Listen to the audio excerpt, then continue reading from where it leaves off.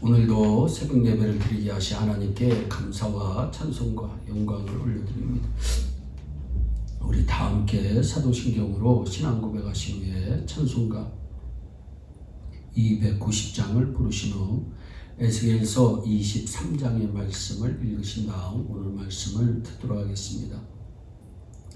에스겔서 23장은 표현이 너무 적나라해서 민망하기 때문에 설교자들이 가장 설교를 하지 않는 그러한 장입니다. 그러나 디모데후서 3장 16절에 모든 성경은 하나님의 감동으로 된 것으로 교훈과 책망과 바르게 함과 의로 교육하기에 유익하다고 분명히 말씀하고 있습니다. 에스겔 23장도 우리에게 필요한 말씀이기에 성경에 기록된 말씀인 줄로 믿습니다. 한 여인이 두 딸을 낳았습니다. 4절에 보면 형의 이름은 오홀라이며 아우는 리바라입니다. 오홀라는 사마리아를 상징하며 오홀리바는 예루살렘을 상징합니다. 어려서부터 행실이 단정치 못한 두 자매를 하나님이 자신의 소유로 삼으셨습니다. 아내로 삼으셨다는 말씀입니다. 그런데 이렇게 훌륭한 남편을 만나고 자녀를 낳은 후에도 두 자매는 변함없이 간음을 행했습니다. 그래서 남편 대신 하나님께서 진노하셨습니다. 그러니 그들과 연애하던 이방 남자들의 마음이 변하여 오홀라를 죽이고 오홀리바를 죽였습니다. 에스겔 23장의 구조는 단순합니다. 1절로부터 10절까지는 오홀라의 죄, 11절로부터 21절까지는 오홀리바의 죄입니다. 그리고 22절로 49절까지는 두 자매를 심판하시는 하나님에 관한 내용입니다. 그렇다면 북왕국 오홀라는 왜 심판을 받았을까요? 애굽의 우상을 숭배하고 아수르의 우상을 섬겨 영적인 음행을 저질렀기 때문입니다. BC 721년에 멸망당합니다. 오홀라의 죄는 종교 혼합주의입니다. 교회에 나오면서도 급하면 정치로 가고 자녀 결혼시킨다고 하면 날 받으러 다닙니다. 오홀라는 하나님을 섬기는 신앙을 우상 숭배와 섞어서 섬겼습니다. 그래서 하나님이 오홀라를 먼저 치신 것입니다. 에스겔 선지자가 지금 메시지를 증거하는 대상은 이미 망해버린 오홀라가 아니고 그의 오홀리바입니다. 이제 멸망을 4년 앞둔 남왕국 유다입니다. 남왕국 유다는 BC 587년에 멸망했는데 에스겔이 예언한 때는 BC 591년.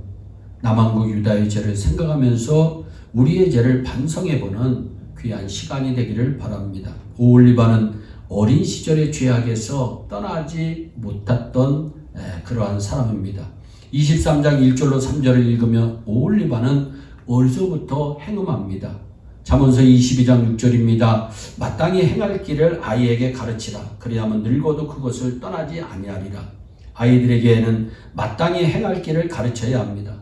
어린 시절에 바른 것을 가르치게 되면 그 습관에서 벗어나지 않게 됩니다. 성경을 읽고 기도하고 주일이면 예배드리고 11조 생활이 체질화되면 나중에 쓸데없는 질문하지 않습니다.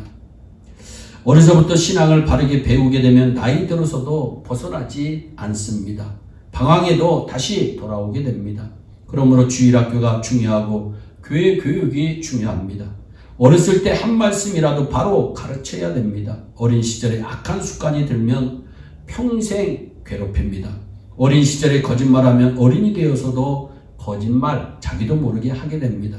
신앙은 어려서 바로 배워야 커서도 바른 신앙으로 살아갈 수가 있습니다. 오홀리바는 언니 오홀라의 멸망을 보고도 동일한 죄에 빠지고 더 부패하였습니다. 11절에 그 아우 오홀리바가 이것을 보고도 그 형보다 음욕을 더하며 그 형의 간음함보다 그 간음이 더 심함으로 그 형보다 더 부패하였느니라 성경은 말씀합니다. 오홀리바는 역사적인 사건에서 전혀 교훈을 받으려 하지 않았습니다. 언니 오홀라가 아수르 사람과 연애하다가 멸망당했는데 오홀리바가 또 그들과 연애합니다. 언니를 죽인 원수와 동생이 연애를 한 것입니다.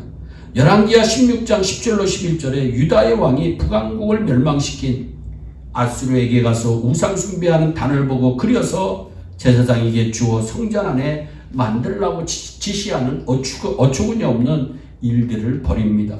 유다는 어려서는 애국과 연애하고 아수르 시대가 지나고 바벨론 시대가 오자 또 바벨론과 행음을 합니다.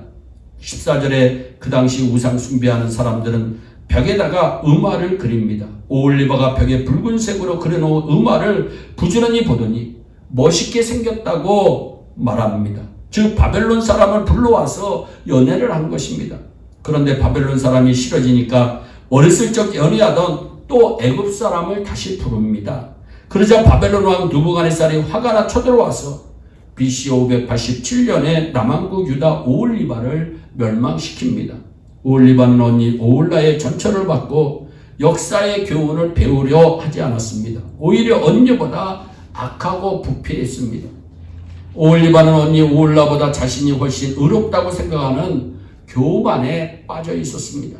에스겔이 예언할 당시에 남왕국 유다는 예루살렘에 성전이 있고 다윗에게 주신 하나님의 언약이 있고 다윗의 후손들이 왕조를 지키고 있고 레위인들이 제사장이고 하나님의 말씀에 따라 절기를 지키고 있었습니다. 경건의 모양은 모두 갖추고 있었습니다. 그런데 경건의 능력은 없었습니다. 디모데후서 3장 5절입니다. 경건의 모양은 있으나 경건의 능력은 부인하는 자니 이 같은 자들에게서 네가 돌아서라고 성경은 말씀합니다. 오올리바는 스스로 의롭다고 생각하고 있었습니다. 그러나 하나님은 언니보다 더 악한 존재라고 말씀합니다. 회개해야 합니다. 오올리바의 문제는 자신이 부패했으면서도 다른 사람보다 의롭다고 생각하고 자신의 죄를 인정치 않은 것이 문제였습니다.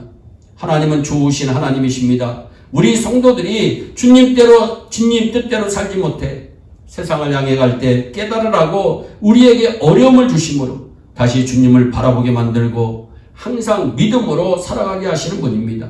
우리는 주님 오시는 그날까지 주님만 바라보며 주님과 함께 승리하는 삶이 되시기를 예수님의 이름으로 축복합니다.